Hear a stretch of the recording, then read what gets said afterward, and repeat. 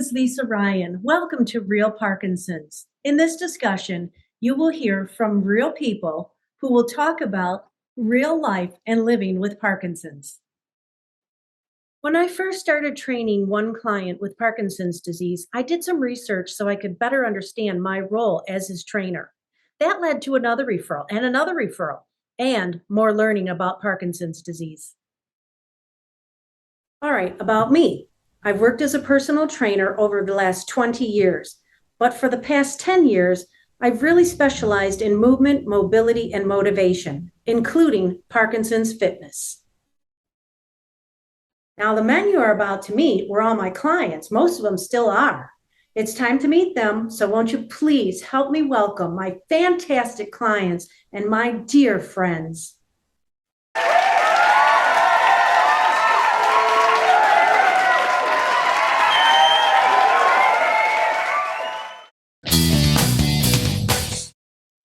Hello, my name's Larry. I'm 73 years old. I worked in the transportation industry, and I've known Lisa for 7 or 8 years. I've had PD for about 7 or 8 years. She's very good at what she does.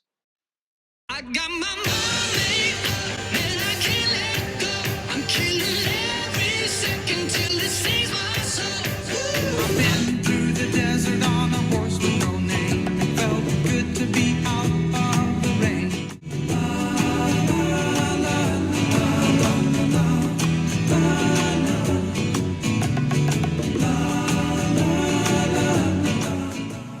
All right. Hi, Larry.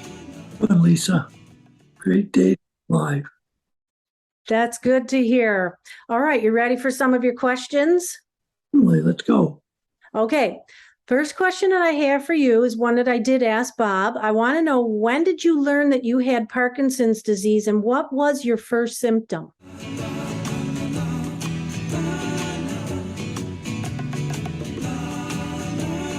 The first symptoms were shaking, and my second symptoms were shuffling and falling. I had tremors almost all my life. In fact, Even before Parkinson's? before I was diagnosed with Parkinson's, I had tremors, yes. Extreme tremors. Being treated for extreme tremors. What kind of treatment did you have for these extreme tremors?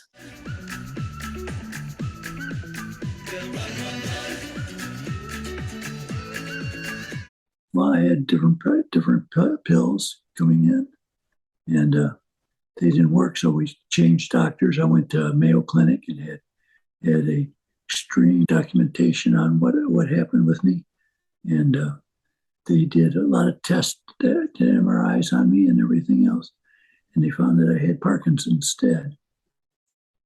How long did it take before you switched doctors and they said it was Parkinson's?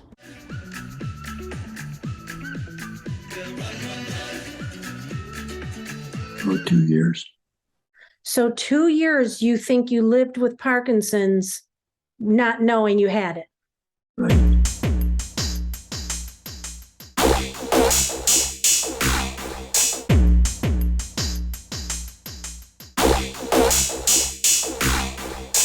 Wow. How'd you feel when you finally learned that it was Parkinson's?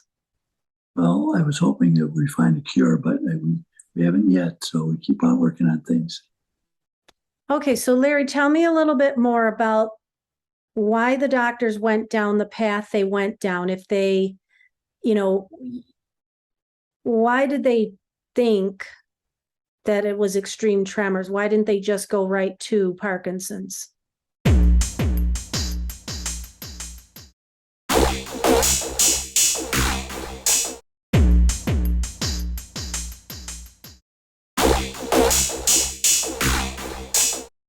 Well, they thought it was extreme tremors because I always shook. I always had shaking from driving and everything, and working in the taxi business and that kind of stuff. So the extreme tremors were existent, and they thought that's what it was. Because my daughter worked at Mayo Clinic at the time. So we went to Mayo Clinic and we found out that I had Parkinson's because I had other issues going on with a heart attack and 2 forms of cancer too. When they finally diagnosed you with having Parkinson's, was there any kind of relief or further frustration that it took so long, or were you relieved to have a diagnosis? What happened? I don't really know what happened, because I had this disease and I couldn't coordinate anything, focus on anything that happened to me before. When you finally then got the diagnosis that it was Parkinson's, what changed? Now, what was your course of treatment? Well, we started all over with my medications. We had different heart medication, different cancer medications, and we had different Parkinson's medications. Went to more expensive drugs and everything like that. Okay, Larry. So that must have been frustrating, it taking 2 years to finally find out that you have Parkinson's, being treated for the wrong thing. Now you're getting treated for Parkinson's.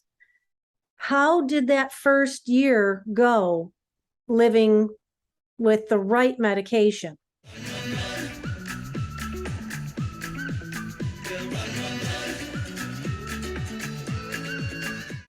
Well, with the right medication, I continued doing all the things I used to do: mow the grass, play the horses, to go to a racetrack and stuff like that. And I went shopping and driving, and I still had mobility. But after that, then things deteriorated again.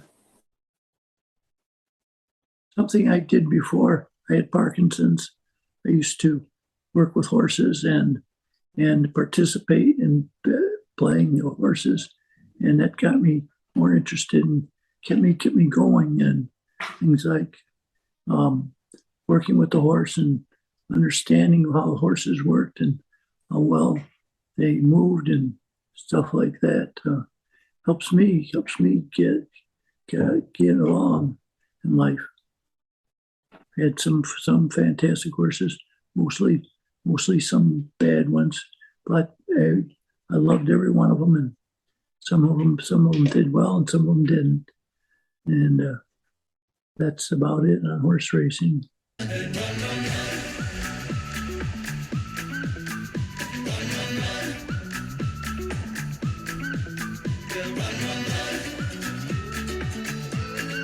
I want to understand your total health situation a little bit better. So let me go back and ask you, tell me about what happened with your heart and when.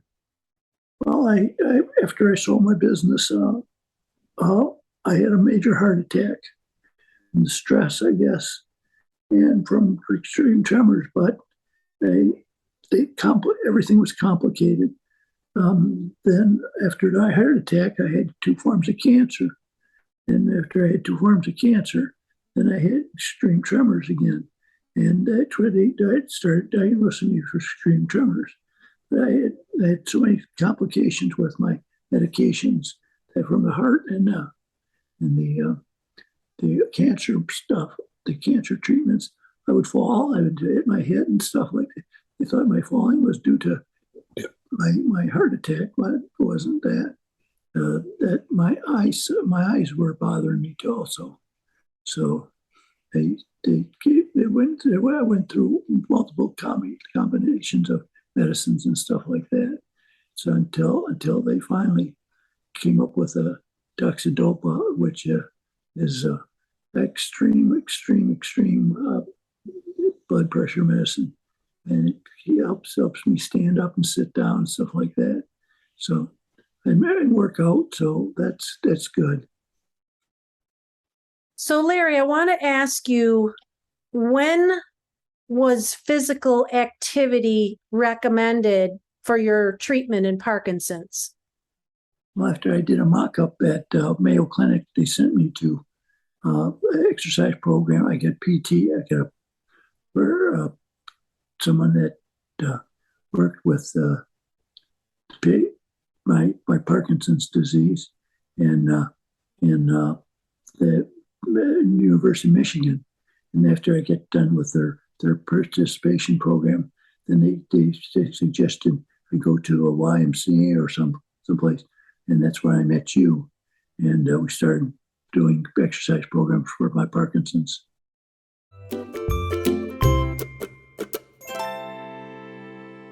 Hi, I'm Lisa Ryan. Here's my 37-second commercial.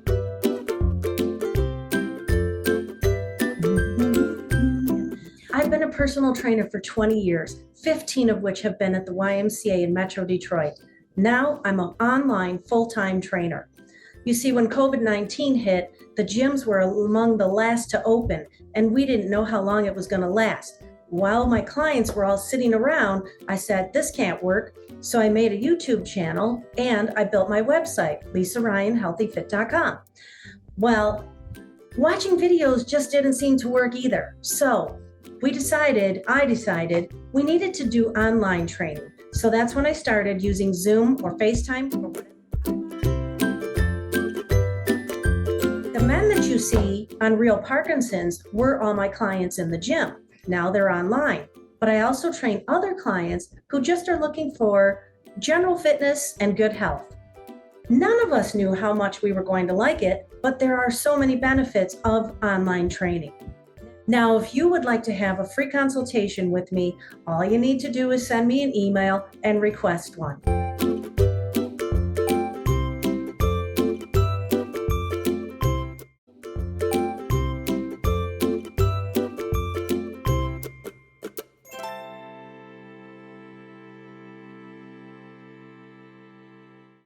Okay, so after you started exercising, what did you notice improved and got better?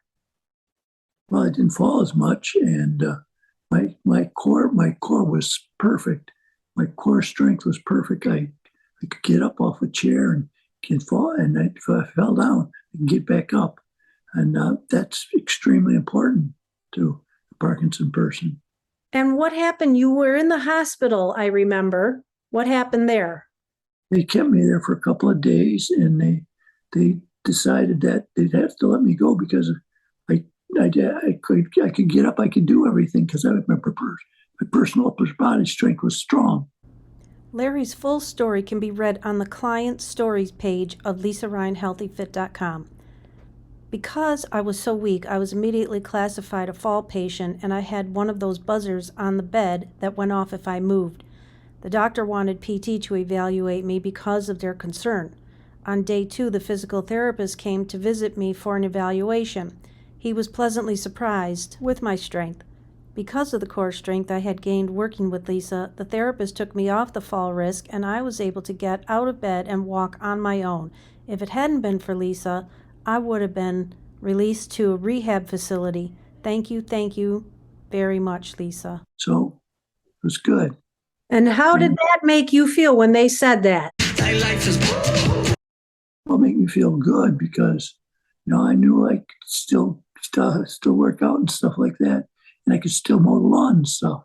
And they said, well, geez, he doesn't need any training over there. So let's think back again, Larry, to when you first even had the extreme tremors, and then when you got diagnosed with Parkinson's. When you heard the word Parkinson's, did you know anything about it? Did you know somebody with Parkinson's disease? Did anyone in your family have it? Well, I did not know anybody that had it. I didn't have anybody in my family that had it at the present time. So, but I realized that some people could get it very quickly.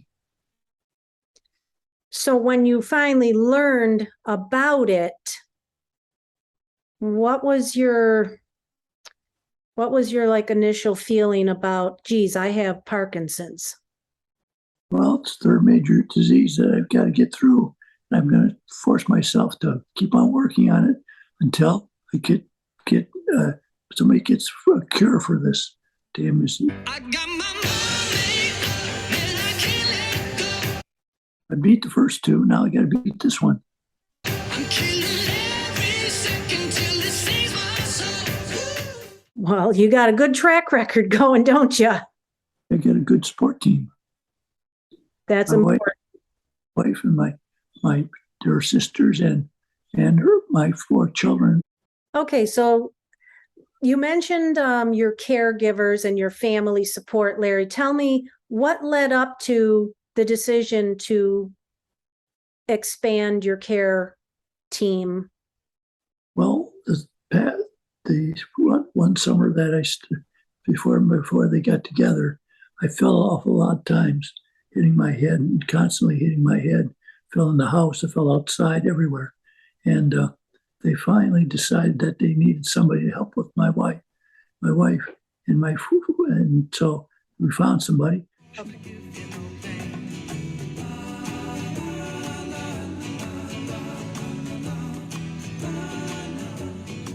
I noticed that your eyes are closing quite a bit. Can you tell me about that? Oh yes, ever since my eyes started closing, they referred me to another doctor, and he said I need Botox in my eyes. 6 muscles. There's 6 muscles that surround each eye. And I get shot in each one of them every 3 months. And it tries to keep my eyes open, so that way it helps me just find out where I'm at and how I'm going to make it through the day. So they're closing not necessarily because you're sleepy and you're tired. They're just hard to keep open. Absolutely. So Larry, you know that I asked this question to Bob, and I'm going to ask it to you. What has been the most difficult thing for you with your Parkinson's disease? I lost my independence, and that hurts me because I'm a social person. I like to talk to people, things like that. But once that happened, and COVID came around, and then I lost independence because I couldn't go anywhere anyway. And for 3 years, I've been cooped up, and I want to try to get back out in there in the world, and try to help other people and stuff like that. But now it's time for me to move on, and I'm trying to do that by flying to California and back with my daughter and stuff like that. And but it's difficult because everything's got to be planned for me, which my wife does everything for me. Present time, she had to quit work, and she took early retirement from the university. Wonderful lady. So Larry, another question I want to ask you is, what are some of the things that you do for your mental health? Every morning when I get up, I say 3 prayers, and that helps me start the day, gets me motivated to get through first part of the day. Every time I start to stumble, I start saying 3 prayers again. And every time I say 3 prayers, I get my body moving, and it helps me all the time. It's my religious background. Okay, that's awesome. I love that. What else do you do throughout the day for mental health, or once a week, or do you have any hobbies, activities, anything? What helps with mental health? My mental health, well, I still try to do some of the things I used to do before I had Parkinson's. I like to gamble, and I like to travel, talk to people. So that's what I do. My wife helps me by taking me on short rides, and we go up north for my physical being.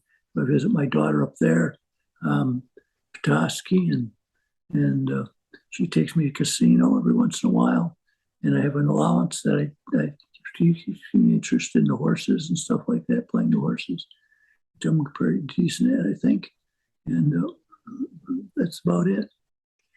So, Larry, is there anything else that you want to talk about? I'd like to tell everyone that has Parkinson's, don't give up. Don't give up. You can't give up, because if you do, then everybody else around you starts giving up too. You got to keep the team together. Team together is important. You have to have a good support system. You have to have a lot of people, as many people as possible. That's why I like being with the guys, because I get more energy pulled into me. And I think, well, if I can keep going, then they can keep going, and we can all grow together. Great advice.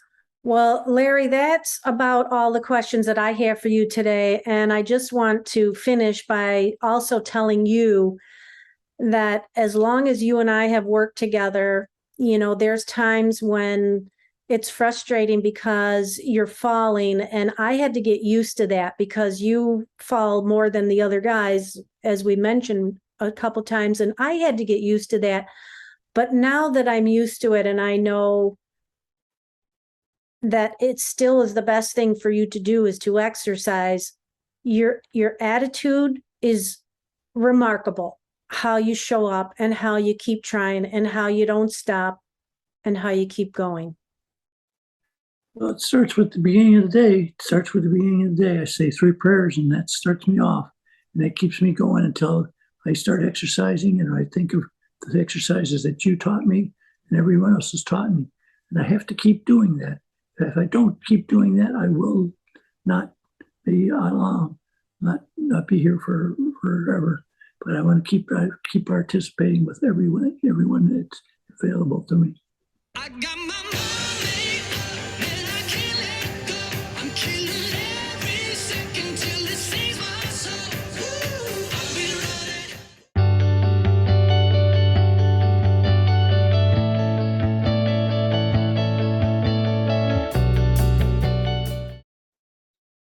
Hey, everybody. Was that a great interview with Larry?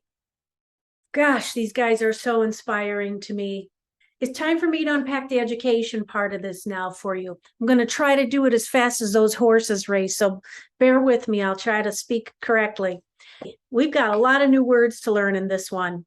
By the way, the test is on Friday. So I can't start without talking about these amazing horses. So I've been horse crazy for the last couple of days. I've been researching stuff about horse. I've been watching horse movies. I think I'm going to have to go to a horse race soon myself somehow. Anyway, I'm a research freak, and I had to just research a little bit about horses. Horses are a cursorial organism. There's the first fancy word on the test on Friday. Such organisms, like horses, can keep a constant speed for long distances. That's what cursorial means. Horses are adapted to running, allowing them to quickly escape predators, and they possess an excellent sense of balance. I can't help but thinking about the horse in contrast to people with Parkinson's who don't have good balance and who no longer go as fast as they want to. Okay, let's go ahead and talk about extreme tremors. That was one of the first things that Larry mentioned that he had as a sign of his Parkinson's. Unfortunately, it wasn't diagnosed right away. So thinking that he had extreme tremors, sometimes they're called benign essential tremors. This is the most common of the type of tremor that there are, and it usually affects your hands, but it can also affect your head, voice, tongue, legs, and trunk. Parkinsonian tremor, again, another one of the types. There's over 20, and I'm just talking about these two, which is a common symptom in people who have Parkinson's disease, as we know. For most types of tremor, the cause is unknown. Some types are inherited and run in families, but there are also other causes. Some of the treatment options for tremor are medications, surgery, various types of therapy, focused ultrasound, which is a new treatment approved only for the individuals with essential tremor who do not respond well to anticonvulsant or beta blocking drugs. There's more on that coming up though. And then finally, there are certain lifestyle changes, which is eliminating caffeine, such stuff, something like that. Again, that's pertaining to essential tremor, which Larry said he was first diagnosed with 2 years prior to his Parkinson's diagnosis. The links will be in the notes for you. Okay, so I said more on the focus ultrasound. So because this is a Parkinson's channel, I wanted to find out more about that instead of just pertaining to essential tremor, pertaining to Parkinson's. So thanks to Sue, Bob's wife, who you saw in the last movie, mentioned that University of Maryland, who she's been looking at, they have already approved and are doing surgeries using the device called the EXABLATE NEURO to treat advanced Parkinson's disease on one side of the brain. Now, the rest of this article will be referenced in the notes, but I'm pulling out a piece of somebody who had this type of non-invasive procedure. For the patient, relief came within minutes after the procedure began, which ultimately eliminated 95% of the involuntary movements caused by his medication and reduced his tremors by half. Over 7 years later, these outcomes have lasted, although his disease has advanced in other fronts. Going down further in that same article, the stellar work by Dr. Eisenberg and Dr. Fishman has led to a new era in which this breakthrough modality has now become the standard of care for patients looking for less invasive treatments for their symptoms. Another article called Focused Ultrasound can be found on the Michael J. Fox website. Both links will be in the notes for you. Okay. In the desert, you can't remember your name because there ain't no one for to give you no pain.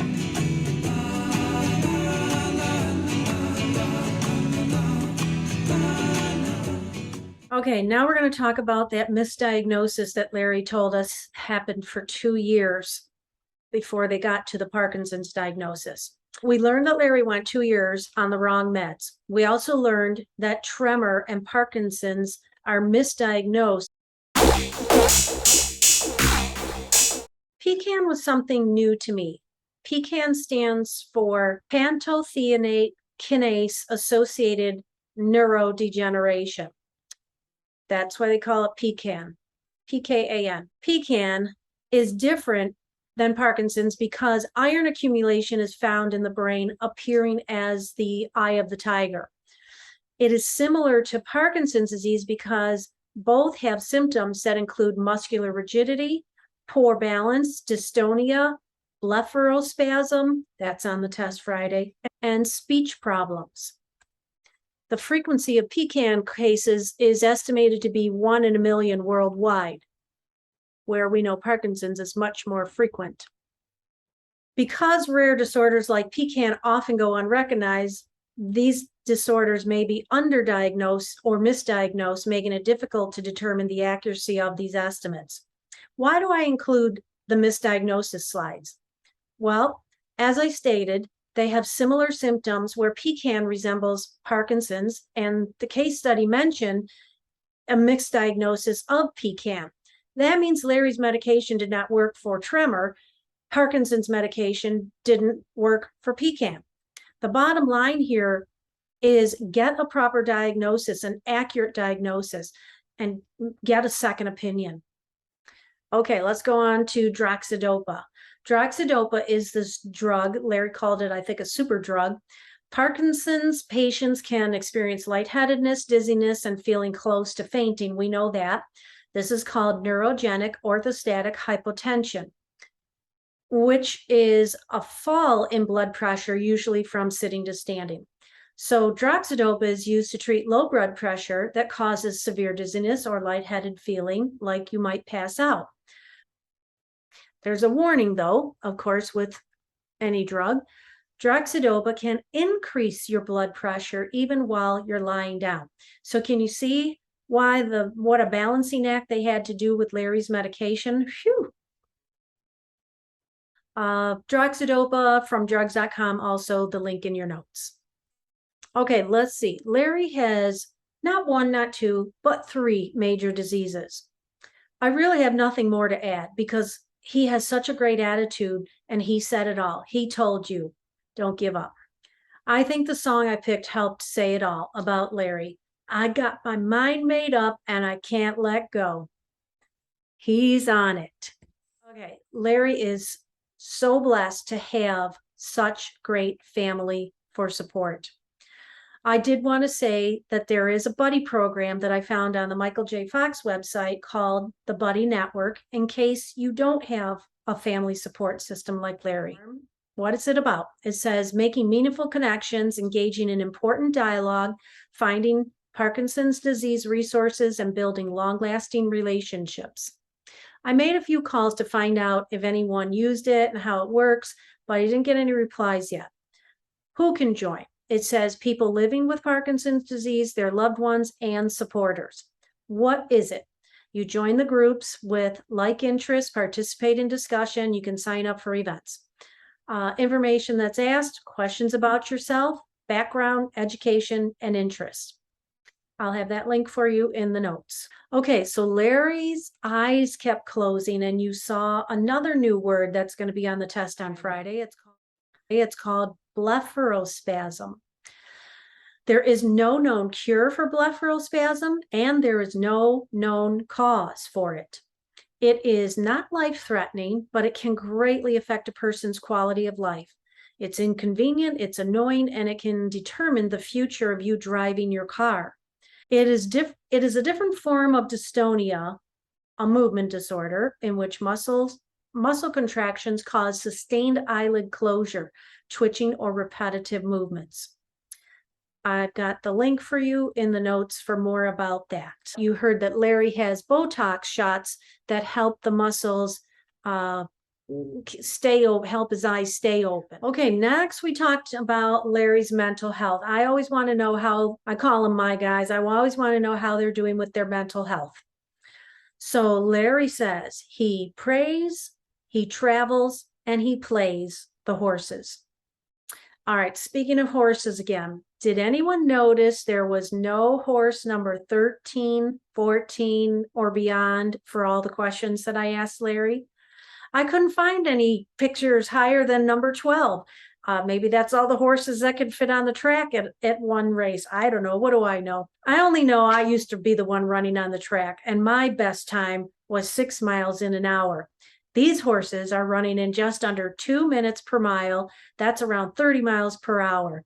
But because I'm a nerd and I researched, I found out that on July 16th, this year, 2022, the special horse named Bulldog Hanover became the outright fastest pacer in harness racing history with a 1 minute, 45 second and 4/10 mile. In case you want to know, I'll have that link in the notes for you as well. Okay, lastly, we heard Larry's advice. Again, I don't have much more to say because he said it all. Don't give up. Larry's quote, I want to keep participating with everyone that is available to me. Go, Larry. Great job. Now, please stay in touch with us on our Real Parkinson's channel.